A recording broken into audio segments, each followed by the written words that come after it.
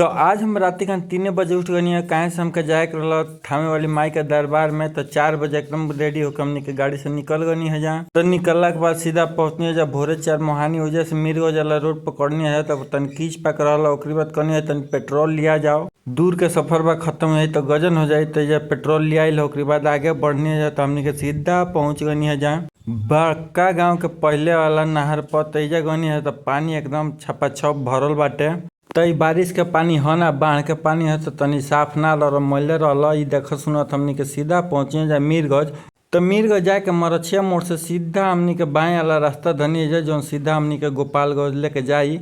तो गोपालगंज से पहले थामे बात तो हमनी के गोपालगंज वाला रोड पकड़ लेनी है जा और सीधा चले लगनी है जा। तो ओकरी बाद आज बड़ी पोस्टर लग रहा कहाँ से जा राहुल गांधी आवे वाला बाड़ा। ओकरी बाद हमनी के गोपालगंज वाला जो हाईवे बा गोपालगंज टू सिवान पे चल गई है। जा बिहाने के समय रहा एकदम रोड खाली रहा तो हमनी के एगो हाथ छोड़ के वीडियो बना लेनी है। ओकरी बाद सीधा लछवार माई के लगे पहुँच गई है। जहाँ लछवार माई के गोड़ लाके सोचनी जाए कि आके एजा भेंट कर जाए। ओकरी बाद टोल नाका पर जाके सीधा पहुँच गई है। जहाँ थामे गोलम्बर पर तो थामे गोलम्बर पूरा घुरिया के फिर जैसे बाएं होके माई के मंदिर के लगे जाए के रहेला। तो रास्ता में हमनी के आगे बढ़नी है। जहाँ आगे बढ़त बढ़त दहिने होके फिर एगो दुकान मिलल जहाँ भाई कहतला कि आई लो गाड़ी के पार्किंग फ्री बा, खाली प्रसादी का पैसा लागी। तो गाड़ी लगा देनी है जब पार्किंग में। ओकरी बाद धोआए लगल गोड़ हाथ, वही में कल रहल तो हमनी के गोड़ हाथ धो के देह पर पानी छिड़क लेनी है। नहा के तो गले रहनी है। जहाँ सीधा भाई कहल कि जाए हमने ये दुकानी पर प्रसादी ले ली। तो जाके हमने के प्रसादी निकलवा लेनी है। जहाँ प्रसादी निकाले के बाद चाचा लगल हिसाब करे। तो जौन हिसाब भैल तो कहला कि खुला तो पैसा नहीं है। तो कहना कि आके पूजा करके ओकरी बाद दे दी है।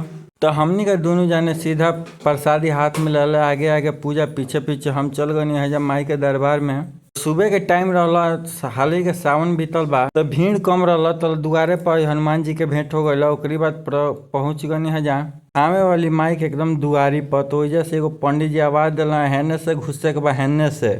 तो हमनी के तो बुझ गई है कि आखिर पंडित जी चाहत का बारे। तो हमनियों को सब जान बुझ के पंडित जी के पीछे पीछे चले लगनी है। तो पंडित जी उससे पूजा पाठ करा दिला है। ओकरी बाद कहता कुछ दक्षिणा दिया जाए। तो दक्षिणा दे के हमनी के लाइन में लागनी है जब माई के दर्शन करे खातिर। तो सुख रहा हिसाब से भीड़ रहा। सावन हाल के बीतल बा। दर्शन वर्शन कैला के बाद जैसे बाहर निकलनी है। जहाँ तो पंडित जी पकड़ के लगल है बांधे टीका करे। ये सब भैला के बाद रहसु भगवान के मंदिर में पहुंचनी है। जा तो बड़ी भव्य बनता है, खाली पेंट नहीं के भइल। तो अंदर घुसते हम डायरेक्ट गनी है बाबा से भेंट करे। तेजा रहसु भगवान के गोड़ ओड़ ला के अब कहनी चले के तनी बघो के देख लिया जाता। सात दौरी करे वाला बाघ सातु बाघन के लगे हम धीरे से पहुंच गनी है। एजा तो स्पष्ट लिखल बा कि फोटो लिहल माना बा, लेकिन आजकल केहू के कोनो काम कह दो कि माना बा के अध बजा के लोग करला। तो हमनियों के उहे कहनी है गलती कहनी है। लेकिन फोटो और वीडियो तो बन गई है। ओकरी बाद गनी है नौका पोखरा पर तेजा बोट लाग रहा गोड़ से चला के मन पैडल वाला बोट। हमनी कहनी है ना पोखरा में हमनी के ना घूमल जाए। तो सीधा चल गनी है जाए इनार के लगे जहाँ शेषनाग के वाला इनार बाटे जेमे सिक्का डाला। तो हमनी के इजा जाके पूजा उजा दर्शन वर्शन कर के सीधा आगे बढ़नी है। तेजा झुलुआ लाग रहा जौन की सावन भर खूब दबा के चलला के बाद आराम करते ले बेरा। इतना सब कैला के बाद पूजा पाठ कैला के बाद अब निकलनी है जब बहरी। तो कहा कुछ लिया जाए। तो ये घूम घूम देखे लगली है कि लेवे वाला का बा। हम एगो टेडी बेयर उठा के देखनी है, लेकिन ये कह तरी कि कुछ लेवे के मन नहीं करता। हम कहनी चल तब आगे चले के पहले प्रसादी हाई सुकिनाइए गई रहा।